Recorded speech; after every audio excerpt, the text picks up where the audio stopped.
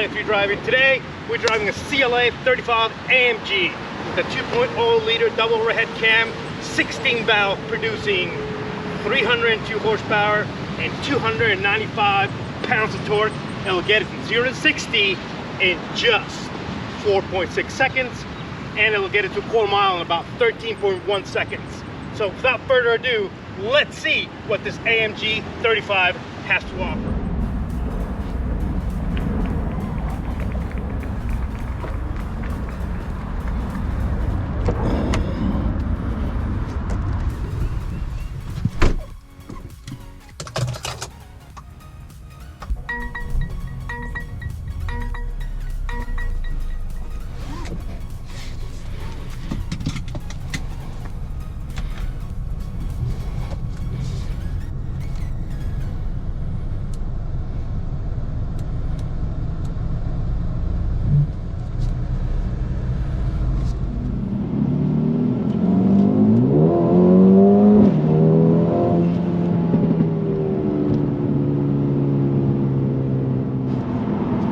Alright, here we go, driving the CLA35 AMG with this 2.0 inline 4 double head cam 16 valve with its 302 horses and 295 pounds of torque.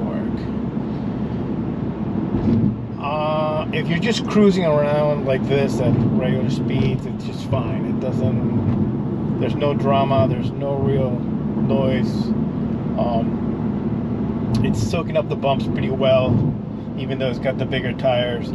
This car, when purchased new, was spec'd out to the gills.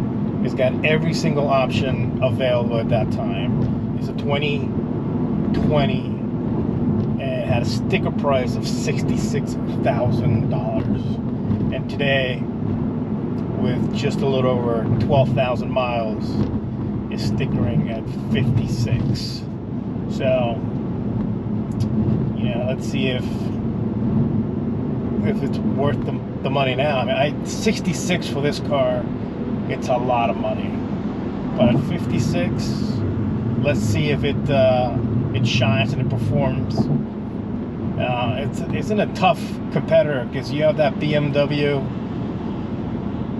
M2, and that car, it's supposed to be absolutely amazing. I've not driven it, but let's try to see if we can find a way to get with our hands with one of the keys.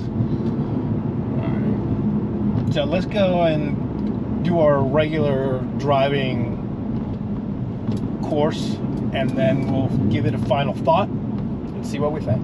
Alright, here we go, stand still.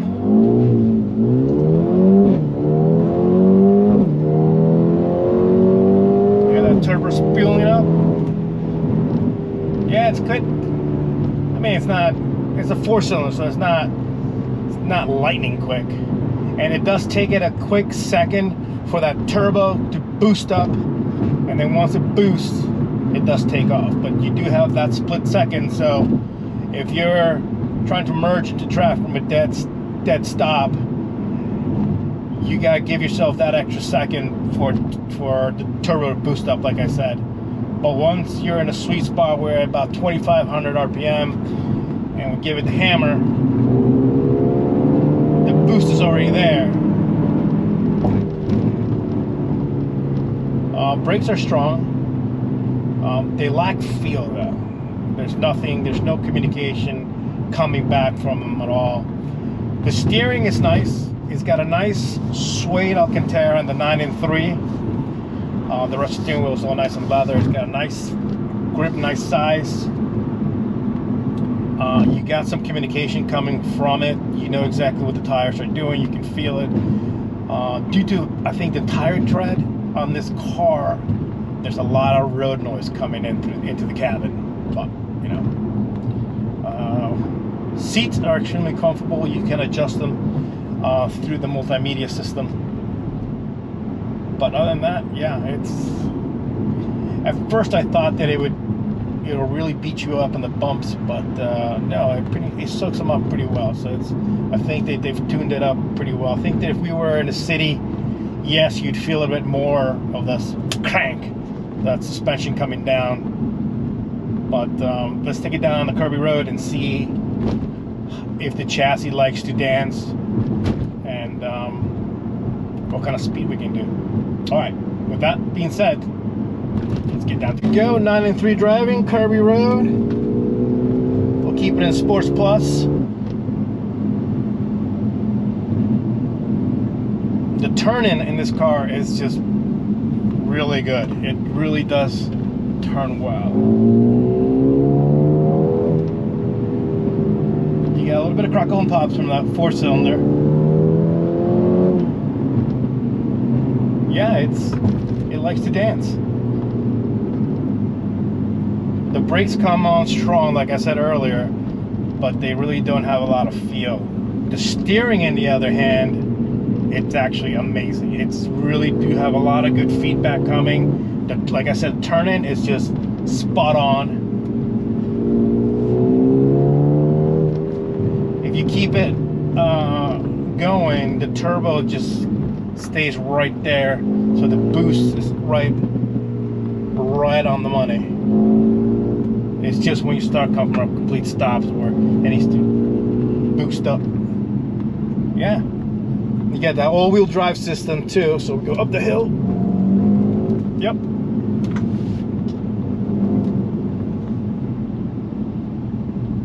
And we're slowed down by the Super Duty F-150. Yeah, that was good.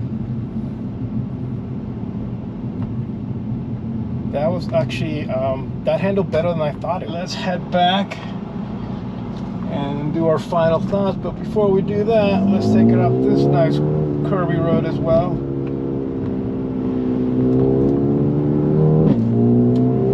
You definitely get crackles and pops.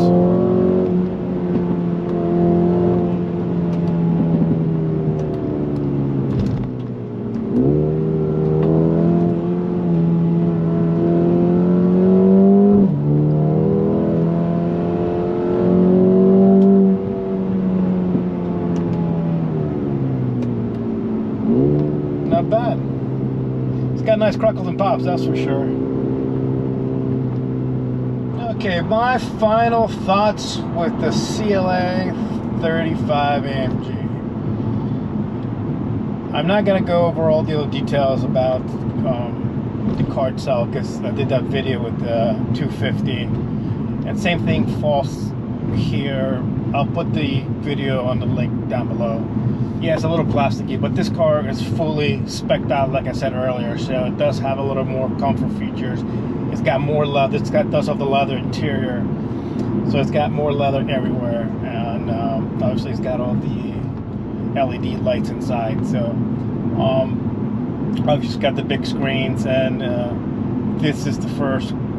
These are the first cars, aside from the EA, that came out with the new MB entertainment system. So it's really top notch. But on that, you know, the car itself, the way it drives, just driving in this road, it runs smoothly, and you can always just, you know, we're about 2,500 grand like we were before the Parkway, and let's just drop the hammer and give it all the beans, and there it goes. So quickly you can be at triple digits, where you would have to explain to Johnny Law what you're up to. But overall, you know, even on this road that is not 100% happily paved, it's handling pretty well. Like I said before, the steering is actually great. You do have a lot of feedback coming from it. Brakes, yeah, they're there, and you know, you have the confidence they'll stop, but it doesn't give you a lot of communications.